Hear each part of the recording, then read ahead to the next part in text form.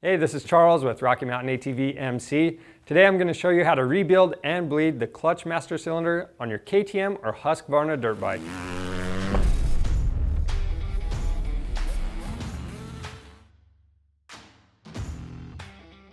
If you're having issues with your clutch master cylinder, it might be because of external leaks. A common place for that is up by where this lever presses on the piston. The other thing that can happen, you can have an internal leak on the piston, on that seal in there. If this happens, you're going to have a spongy lever, or you might not have any pressure there at all. Now, if the clutch master cylinder is bad, it's not going to let your clutch to fully disengage. That's going to make it hard to shift in and out of gear, and if you pull the clutch in, the bike might want to creep forward a little bit. Now, these symptoms can be caused by other problems, so if you're not sure if the master cylinder is the problem, watch our diagnostic video on hydraulic clutch systems. Now, a few things I do want to point out is that this procedure will be similar for most KTM and Husqvarna dirt bike and off-road models. So if you're working on a dual sport bike, there is a starter lockout switch on some of these, and it will need to be removed before you remove the clutch master cylinder. Now, one more thing I want to point out, some of these systems use mineral oil and other systems use brake fluid. Now, because of these differences, you're going to want to refer to your model-specific service manual. We're going to show you how to do this on a 2019 KTM 450 XCF. To do this job, we have some common hand tools, rags, safety glasses, some rubber gloves. We also have this hydraulic clutch bleeder from KTM. This is available under the OEM diagram on our website. We also have some brake fluid. This is the Pro X Clutch Master Cylinder Rebuild Kit. We have a few different options there. Contact cleaner, and of course we have a drain pan to catch any brake fluid we spill. To get better access to the clutch line, I'm going to start out by removing the handguard. The next thing I'm going to do is remove the clutch lever. Be sure to keep track of the spring that comes with this clutch lever. To prevent any contaminants from getting in the hydraulic system, it's a good idea to clean this master cylinder up now and get all the dirt and sand away from it. Before we open the master cylinder up, I'm going to take a rag and I'm going to set it on the bike just below it. And this is going to protect our painted parts and any other surfaces that might get brake fluid spilled on them. Now we'll go ahead and remove the cap. Now, if these screws on your master cylinder are messed up, we do have a good video on how to get those out, so be sure to check it out.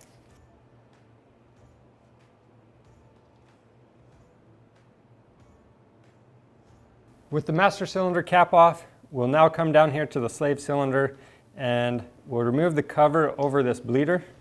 And I'm just going to attach a clear hose to this and run it down to a drain pan. Now I'm just going to crack this bleeder open and let all of the hydraulic fluid bleed out. All right, next I'm going to close the bleeder. I'm just going to use a rag with this. We'll remove this line and I'll let any extra fluid come onto this rag. All right, back up at the master cylinder, we're ready to undo this hydraulic line. To do that, I'm going to snip this zip tie right here. Then I can slide this rubber boot back. We'll remove this connection. And while I unscrew this, I'm just holding a rag to catch any drops of fluid.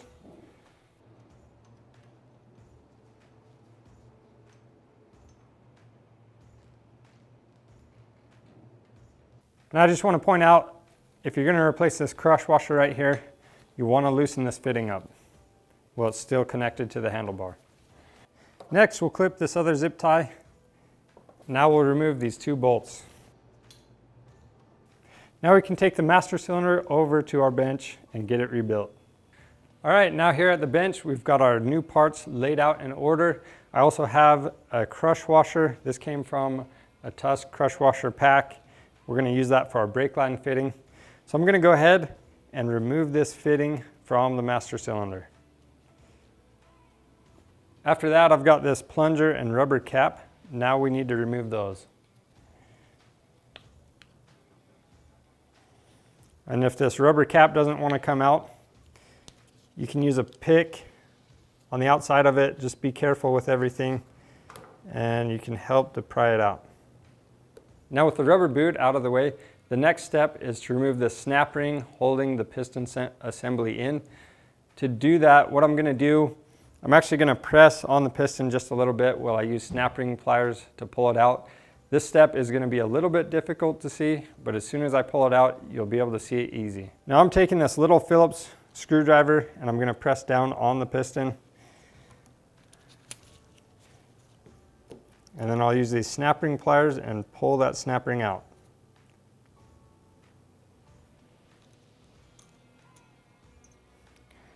So there's the old snap ring. Make sure that you don't reuse this. We have the new one in our kit. All right, at this point, we can remove that piston. Now, since we're not reusing it, I'm just going to use some needle nose pliers to pull it out. And I'm just going to grab on the end right there. You don't want to poke anything down the bore of this master cylinder because you don't want to damage anything.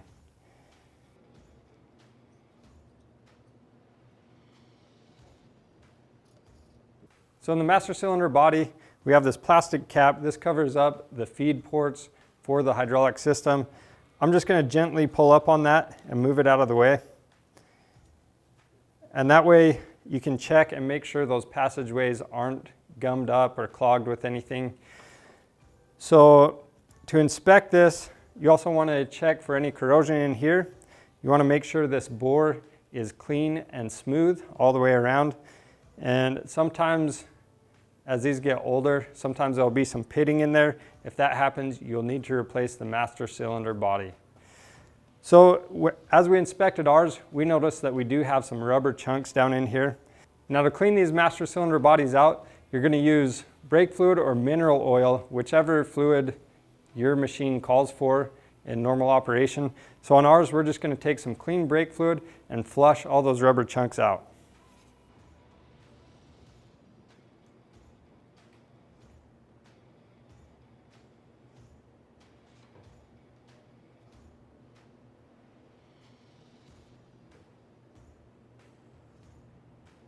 All right, now we got the master cylinder body cleaned up. We got all the rubber chunks out of there. Now I'm going to take the line fitting. I'm going to clean that up and we'll make sure there's no restrictions right here. And last, we'll take this push rod, we'll clean it up, set it aside. I'm going to set the old parts aside. The only thing you want to notice on this, the orientation of these rubber cups. Also notice the spring is tapered. It has a smaller end and a big end. The big end is going to go towards that hydraulic line. So now we'll take this new piston and I put a little bit of brake fluid in this cap. I'm going to apply that to those rubber cups. Then I'll take the small end of the spring and install it to the end of the piston. You can hear that clip into place. Now we'll slide this down into the bore of the master cylinder body. Now I'm going to take our new circlip, and if you look at it close, there's a round edge and a square edge. The square edge is going to face away from the spring pressure. Now this can take a little finesse. What we're going to do to install this is use our snap ring pliers, and then I'm going to take a small flat blade screwdriver and use it on the end of this snap ring, and we're going to press everything into place all at the same time.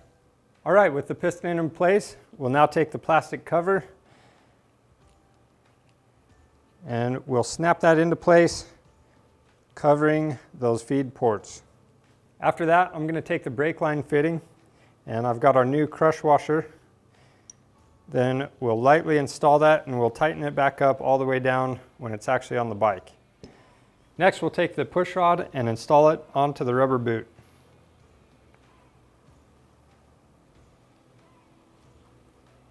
I'm going to put a little bit of grease on the end of the push rod before we install it.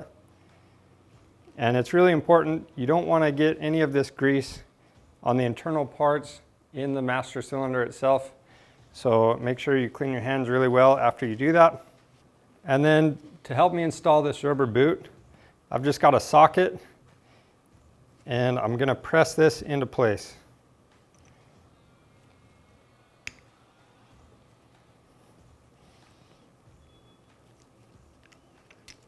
All right, now we're ready to reinstall this back onto the bike.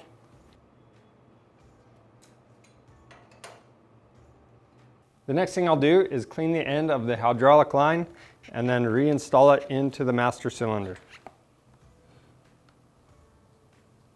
First, I'll tighten down the fitting with the crush washer. And then we'll tighten down the fitting on the line.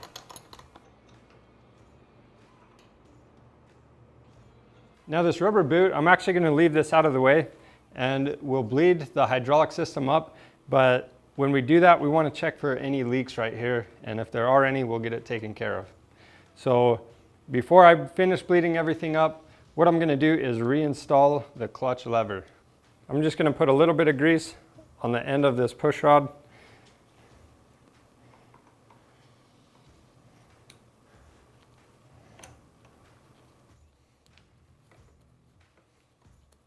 All right, to bleed this thing up, we're going to do what's called reverse bleeding, and that just means we're forcing brake fluid up through the system, or if you're using mineral oil, you'll be forcing that up from the bottom to the top. So I'm going to protect everything just with a rag. Just be careful not to spill any of this. So now we'll take the syringe and I'm going to stick it down into the bottle.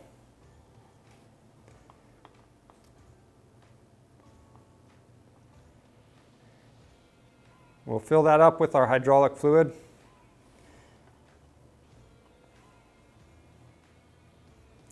And I'm going to put this over the drain pan and I'm going to let any air work out of this system. And to adapt to our bleeder nipple, I actually have this clear hose that I'm going to put on the end of this. And to bleed this up, I'm just going to push this air out of the top. All right, now we've got solid fluid all the way going through. So what I'll do now, we'll get our wrench ready to open that bleeder. Install the hose and try not to let any air in while you do that. And we're going to keep forcing fluid up until we don't see any air bubbles. Now, if the reservoir fills up and you still see air bubbles coming up, what you'll do is close the valve, you'll suck out some of this fluid and then repeat the process.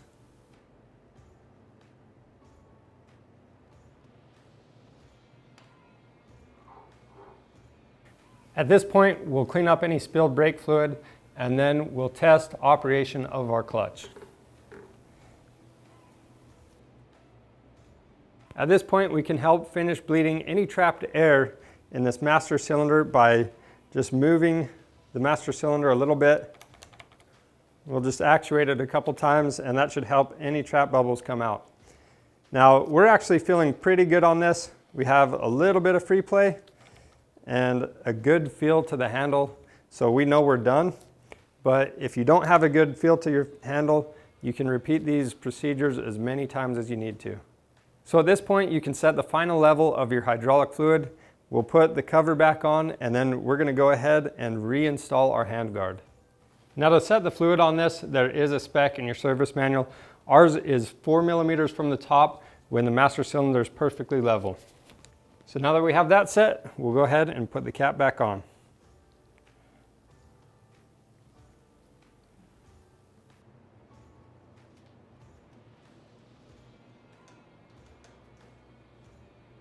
Don't forget to check for any leaks at these connections. Now we'll go ahead and slide that rubber boot into place and reinstall a zip tie.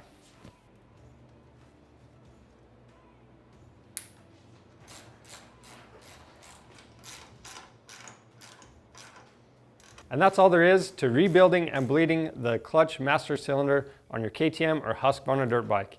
If you need the bleeder, it's available on our website, or if you need any parts, we have those as well. So be sure to check that out, and if you like this video, subscribe to our YouTube channel because we have a ton of other helpful videos on there. Thanks for watching.